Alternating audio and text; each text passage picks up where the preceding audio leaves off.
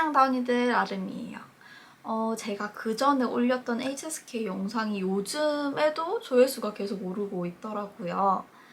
그 영상을 보시고 저한테 DM이랑 이메일 그리고 유튜브 댓글로 정말 많은 분들이 질문을 해주셨어요. 근데 그 질문들 중에 공통된 질문들이 꽤 있더라고요.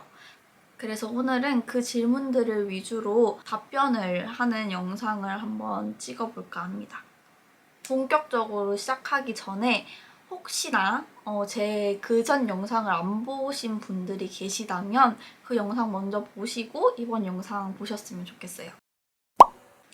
첫 번째, 저는 취미로 중국어 공부를 하고 있는데 HSK 공부가 중국어 실력 향상에 도움이 될까요?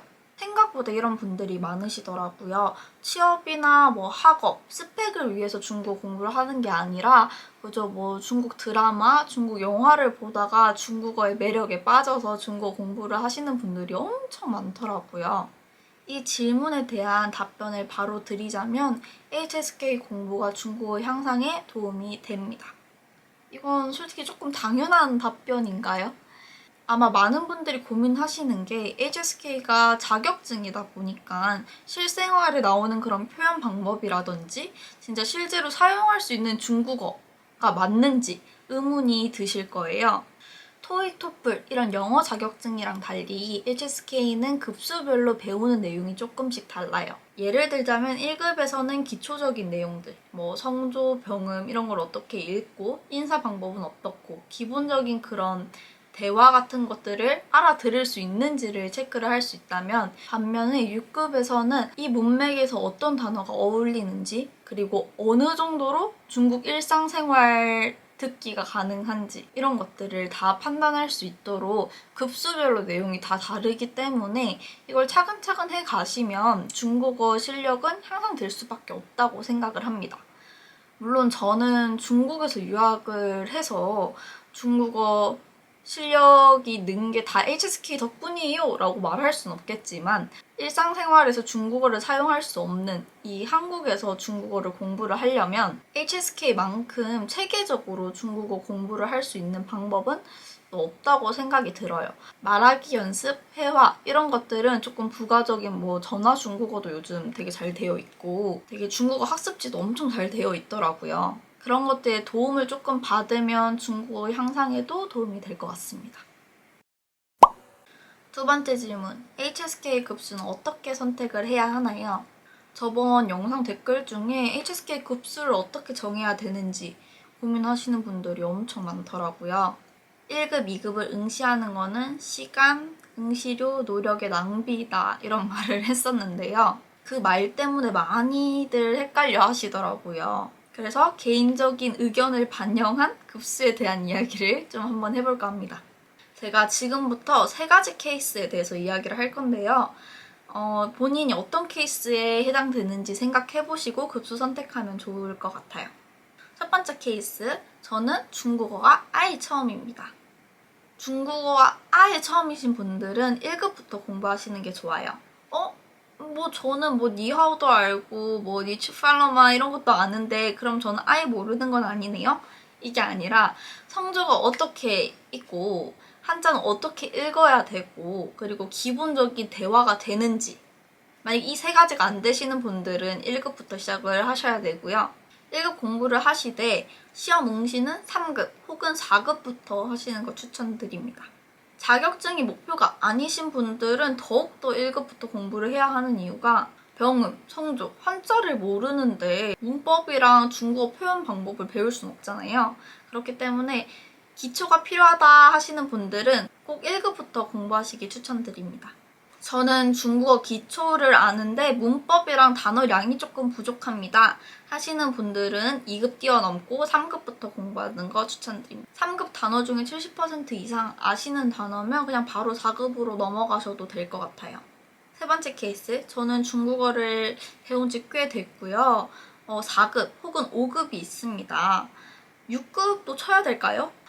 저 같은 경우는 대학교가 목표였기 때문에 6급 시험을 친 거였지만 5급과 6급의 난이도 차이 그리고 사용할 수 있는 범위는 완전 다르기 때문에 자격증은 높으면 높을수록 좋은 게 사실이에요. 만약에 내가 진짜 중국어를 잘하고 싶고 내가 뭐 중국 나가서 살 거고 중국어가 없으면 못하는 직업을 가지고 있다. 이런 상황이 아니라면 굳이 응시료 시간 노력을 낭비해 가면서까지 더 높은 급수를 따려고 할 필요가 있나 싶어요. 내가 6급 혹은 5급 이게 필요한지 한번 잘 고민해 보시고 따시는 거 추천드립니다. HSK 장문 공부는 어떻게 해야 되나요? 아마 독학으로 HSK를 공부하고 계신 분들이라면 장문이 제일 고민이 될 거라고 생각이 드는데요. HSK 5급은 장문이 2개예요. 주어진 5개 단어를 다 사용해서 80자 작성하기, 그리고 주어진 그림을 설명하기, 이렇게 해서 2가지 장문이 있는데요. 첫 번째 장문은 제시어 5개를 올바른 곳에 잘 활용을 할 수 있는가, 그리고 2번째 장문은 이 그림을 얼마만큼의 어휘로 표현을 할 수 있는가에 대해서 평가하기 위한 장문인데요. 그렇기 때문에 5급은 단어량이 정말 중요해요. 장문을 연습을 하실 때 단어를 그냥 달달달 외운다고 도움이 되지 않아요. 이 단어가 어떻게 사용되는지, 그리고 앞에는 어떤 단어가 들어가고 뒤에는 어떤 단어가 들어가야지 자연스러운지에 대해서도 공부를 해야 합니다. 단어장만 이렇게 들고 다니면서 공부를 하는 게 아니라 저번에 말씀드린 것처럼 긴 지문에서 내가 모르는 단어를 체크를 하고 반복해서 읽으면서 공부하는 방법이 최고라고 생각이 듭니다. 저는 사실 중국 유학을 시작하기 전에는 진짜 정말 기초적인 것밖에 모르는 그런 중알못이었는데요. 중국 유학을 시작을 하고 거기 계신 유학원 선생님께서 추천해주신 방법으로 공부를 했던 건데 그렇게 해서 한두 달 정도 긴 지문을 반복해서 읽고 모르는 단어 체크하면서 읽고 그랬더니 3급도 칠 수 없는 실력에서 바로 2달 만에 5급을 패스했습니다. 물론 뭐 성적이 그렇게 좋은 편은 아니었는데 3급도 못 쳤던 애가 2달 만에 이 방법으로 5급을 패스를 했다는 것 자체가 저는 정말 괜찮은 공부 방법이라고 생각이 들거든요. 그래서 여러분도 이렇게 공부를 하시면 도움이 될 거라고 생각이 듭니다. 그리고 6급. 6급을 다들 어려워하세요. 5급이랑은 장문 형태가 엄청 달라지는데요. 6급 장문은 800자짜리 지문을 5분 만에 읽고 외워서 400자로 줄여 쓰는 장문인데요. 그렇기 때문에 그 800자 지문을 얼마나 빨리 읽을 수 있고 얼마나 이해하고 있고 내가 여기서 모르는 단어가 많이 없어야지 유리한 그런 시험 형태입니다. 만약에 독학을 하고 계신 분들이라면 6급 모의고사 장문 파트 지문을 외울 만큼 계속 반복해서 읽는 거 추천드립니다. HSK 모의고사에서 나왔던 지문이 여러 번 반복돼서 출제되고 있기 때문에 운이 좋으면 내가 아는 지문이 시험에 정말로 출제가 될 수도 있고 지문을 계속 반복해서 읽는 연습을 하다 보면 빨리 읽을 수 있는 능력을 얻을 수 있기 때문에 다른 단어를 공부한다기보다는 모의고사 장문 지문을 계속 읽고 거기서 모르는 단어를 찾아서 공부하는 게 제일 효율적인 방법이라고 생각을 합니다. IBT 시험은 어떻게 연습을 해야 하나요? 전 영상에서 IBT랑 PBT의 장점, 단점을 설명해 드렸는데요. IBT랑 PBT를 선택하는 기준은 본인의 약점을 보완할 수 있는 게 뭔지 잘 생각하고 고르시는 게 중요해요. 아무래도 한자를 잘 못 적으시는 분들이 IBT 시험을 많이 고르시는 것 같더라고요. 하지만 온라인 시험이라는 게 많이 생소하고 한 번도 HSK IBT 시험을 경험해보지 못하신 분들은 시험 치는 당일날 매우 당황을 하실 수도 있으세요. 저는 컴퓨터로 지필 모의고사지 다운을 받아서 지문 읽고 장문 치는 연습만 했었는데 요즘은 프로그램이 있다고 해요. 그래서 오늘 그거를 자세하게 소개를 해드릴까 합니다.